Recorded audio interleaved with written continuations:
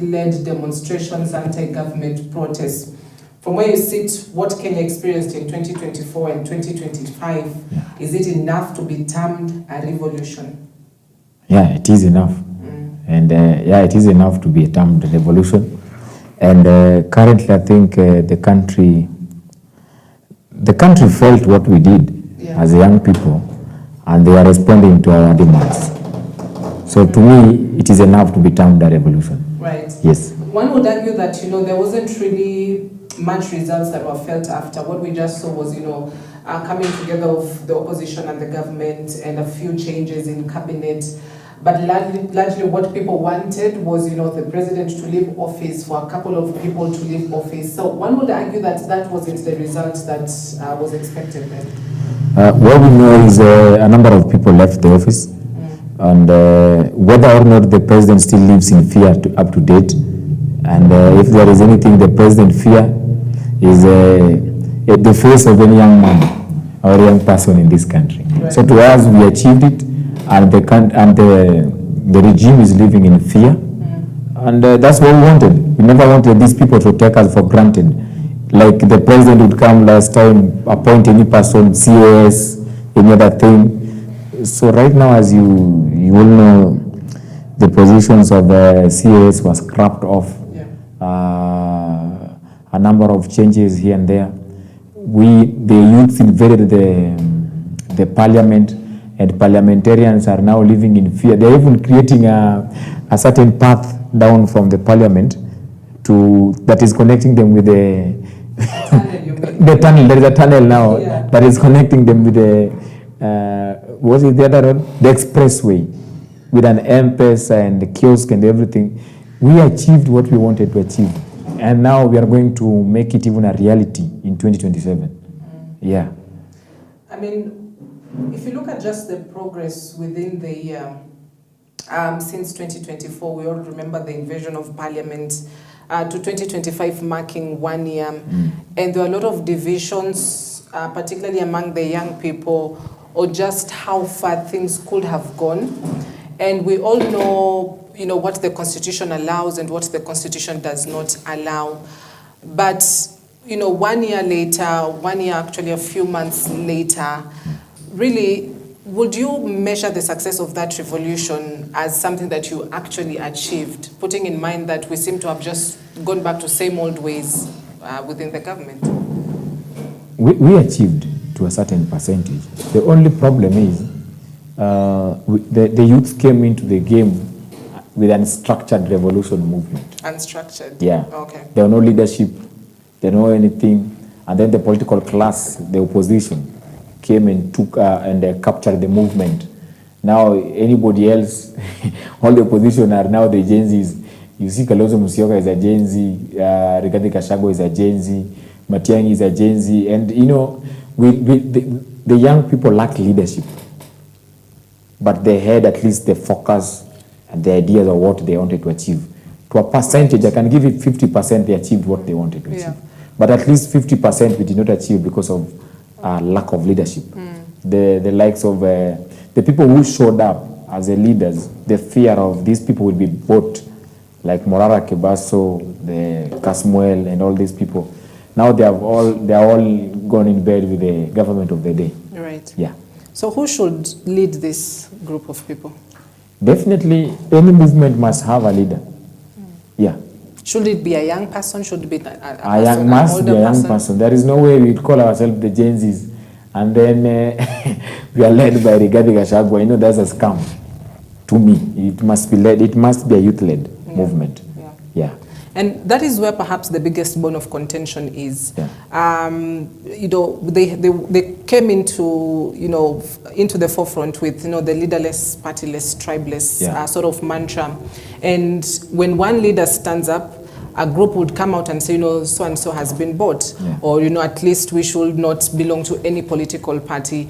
But if you listen to most of these political analysts, they would tell you, if at all you're going to have a voice on the ballot, whether it's a by-election or even whatever position that you're going for, you need to have a political vehicle, example party, you need to have a political driver, somebody that's going to lead you. And that experience is very much important, don't you think? Yeah, it is very much important, I agree, because I'm a young person who is in a political party. There is no way you can be a partyless and still achieve something of such magnitude. Number one, for example, in ODM, let me talk about my party. In ODM, we have two. We have the mother party and we have the youth wing. I wish all the youth movement could have been under a structured political party, maybe a youth wing, the ODM youth wing movement called maybe a Gen Z movement, or a certain lobby group within the political party. We could have achieved, because we could have a leader that is directing us, do A, B, C, D, and at the same time there is a leadership of the young people. But now in this case, it was not easy.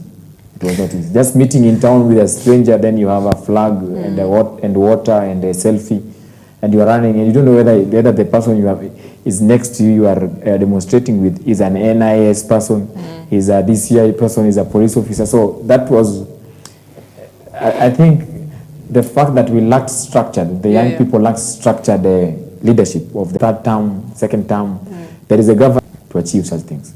Because even you are a governor, and young people are demonstrating in your county, and they're saying one term, and you're supposed to go for your second term. Will you support the movement? So those are some of the things that led to the failure of the Gen Z revolution movement. As of September, as we speak right now, do you think they have got more powerful voices compared to 2024, even just June 2025 actually?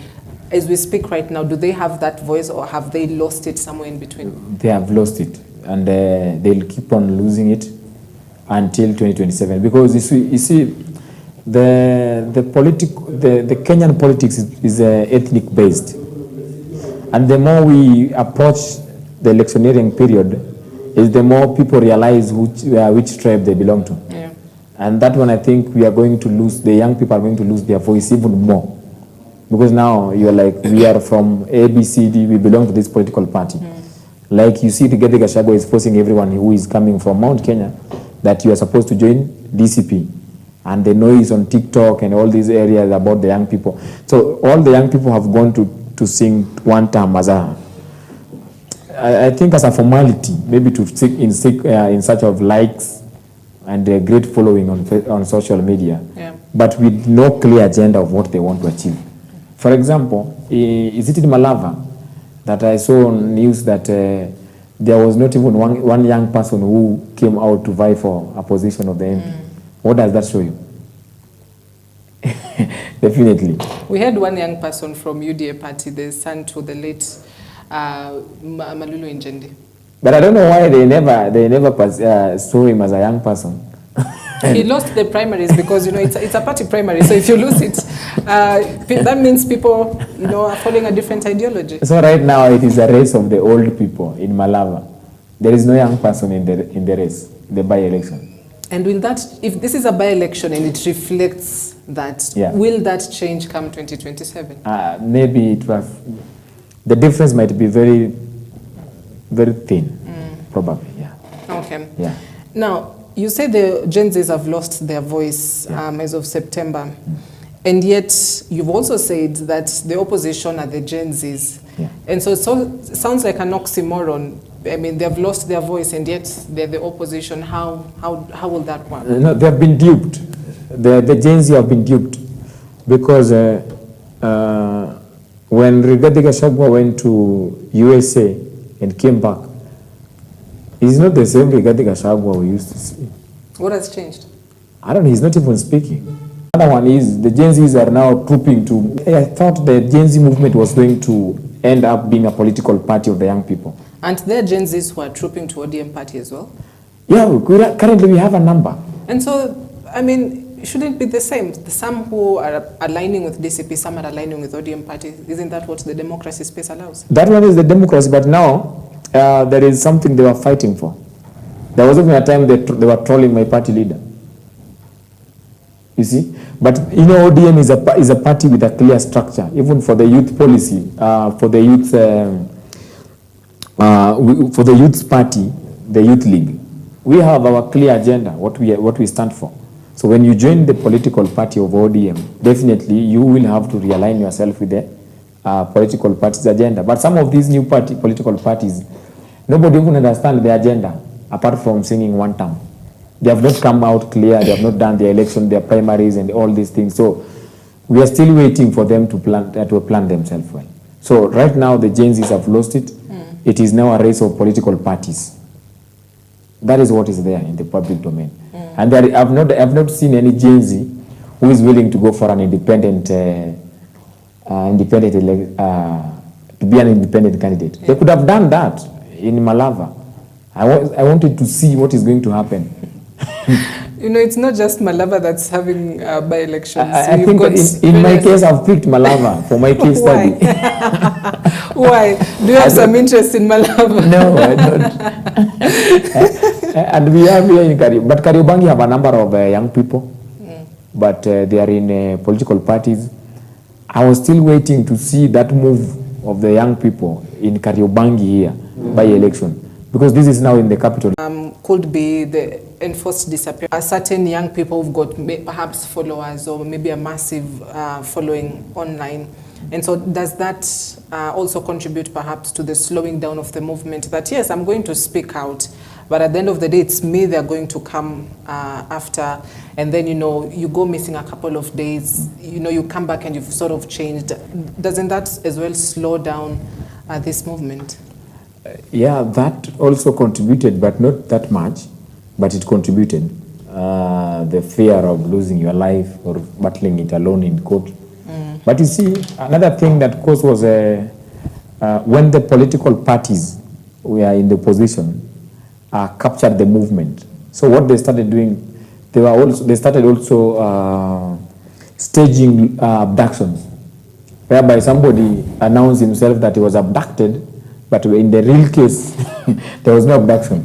So there was no clear agenda whether somebody was abducted or not abducted. So in that scenario, people just decided to go slow. Right, but then there were genuine I know there were a lot of genuine abductions, but towards the end, we started having staged abductions.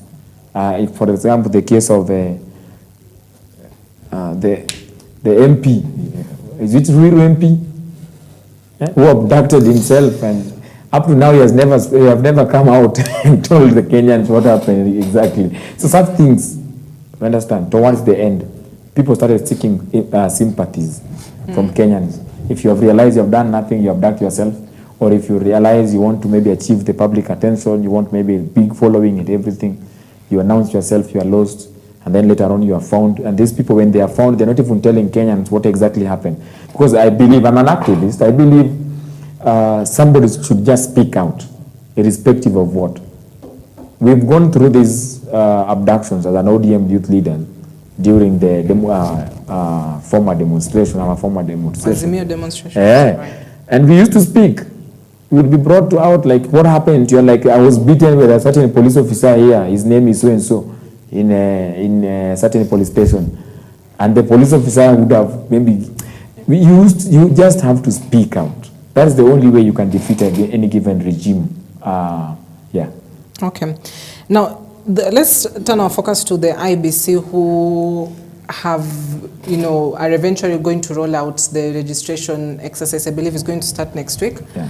And they say they're targeting to register about 6.3 million new voters, who could largely be the young people who are not able to vote in 2022 but have reached that voting age. 6.3 million new voters. I mean, it's one thing to just speak about this number that way, but it's another thing to actually have people register and turn out to vote come 2027. And so for young people, will they come out, number one, to actually register and vote?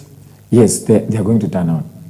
They're going to turn out. There is a way people are priced outside here. I think people are going to They're going to turn out in large number and register. They might even surpass the target. Yeah, they're going to come out. Right. Yeah. Yeah. Do they understand the sort of critical role they are going to play in 2027? Yes. The conversation on ground is different. They might be silent on social media. they might have lost their voice, but the focus is still the same. They want to see this, a lot of changes happening here and there. The young people are going to come out and register in large number, believe you me. Yes. And I know political parties have a role to play as well in dealing with voter apathy. As ODM party, how do you go about it? I think currently the party is focused on, we are restructuring. Like in Nairobi, there is a slogan for us, the young people. We are saying Nairobi to reset. So we are resetting. We have gone back to factory setting. We have to realign ourselves with the demands on the ground as a political, as a party. So currently, we are doing a grassroots election at the county levels because we did them. We started them from a polling station to ward level, constituency level. Now we are at the county level. Then we are going to celebrate ODM at 20. That is in Mombasa next. I think from 10th to 12th, and then thereafter we are coming back massively for voter registration and membership drive. This is very key because the more we win the young people into the party, the more we are sure now of our numbers. Yes. Yeah, and you know, the reason I've asked that is because with the case of 2022, I'll pick that because it's the recent case where we had very young, less young people who came out to vote in 2022. Okay. And then you would perhaps see the sort of impact that had post-2022, and they said, you know, I didn't come out to vote, but I should have. And so, what are some of the factors that contribute to young people especially not coming out to vote in the elections, despite the fact that they have registered? I think maybe comfort, and I've always asked myself, why is it that we have so many churches in Kenya and in the slums of Kenya or of Nairobi than schools? Because people are in the business of selling hope. We as the young people, we've bought hopes, and they are from these politicians, year in, year out. And I think sometimes you just get tired of buying these hopes that are not even factual, and then you just decide, you know what, I'm going to stay home. Because I voted so, he took my CV, he sat with the CV in the office, later on they have employed their family members, you know, those are the things. And these are facts that the MP does not want to talk about. These MPs controls NGCDF board, and that is the closest we can come with the tendering process. Yeah. The young people we are told, go register CBO, go register your company. You come, we'll have a public participation. We are going to reserve tenders for you because there is a percentage that demand the PWDs, the women and the youths are going to be given ABC. When you apply this tender, by the time they are advertising the tender, the contract is already on the ground. So what are you going to achieve? So we have been given false hope, and people are tired. But I think in this case, in 2027, young people are registering as voters to come and just make the changes they require. And we are going to chase people out. It is about firing people. It's not about registering. And I'm sure, and I know young people are really prepared for this. And the first day, the second day, that week, we are not even going to wait for the last week as the Kenyans' last minute rush. We are going to start by the time go. We are going to register as early as possible. More numbers. Right. And with the numbers, the MPs, I know Waheshimiwa are in trouble. You want to scare Waheshimiwas away? Yeah, they have to go. Okay, Simon, I know we began very late, but our time is also up. But as we wrap it up, I'd love you to speak on just how, I know you say the revolution happened from your point of view, but you know, we still have about 2 years to the next election or something less than that. And there are going to be a lot of mobilization from political parties.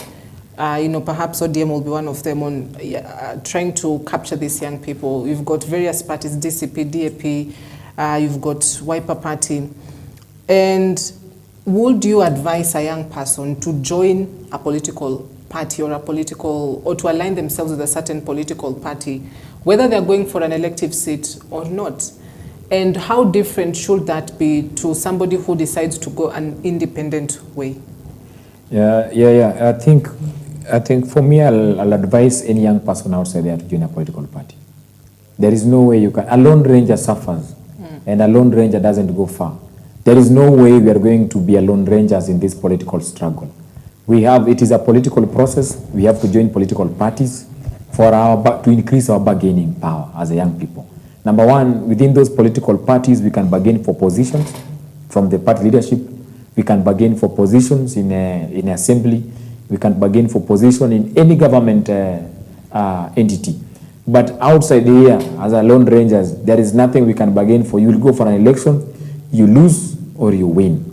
But in this case, even if you lose and you have lost while you are in a political party, you still have a chance. You can still be nominated, you can still be appointed, you can still be given a number of things. So let us join political parties of your choice. But in this case, for ODM, I know it has given us an opportunity. We have a youth league, we have a mother party. Join and be a voice in the youth league.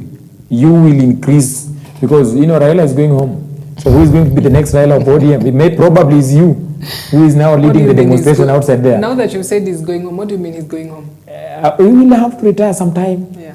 Not now, but he will have to retire sometime. Baba is still very young. Yeah, but he's a youngster. If Uburu is the youth leader, now how about Raila, who is the junior to Uburu? Yeah. So, Simon, thank you so much for honoring the invite and coming in this morning. Seems Walter Mongare didn't make it. He's the chairman of the DNA party. Simon Awene here is the ODM Youth League from Nairobi County. Is there something you want to add? Yeah. Not really, but I just want to add the young people to join the political party and come out and register as voters. Come out in large numbers. Come with your girlfriend, come with your boyfriend, come with your sneaky link, come in whichever position. Go vote, go register as a vote. Let's send these people home and make some changes. Okay. Yeah. Thank you for watching this morning. My name is Cynthia Nanjala. Have yourself a great Friday and a great weekend ahead. Good morning.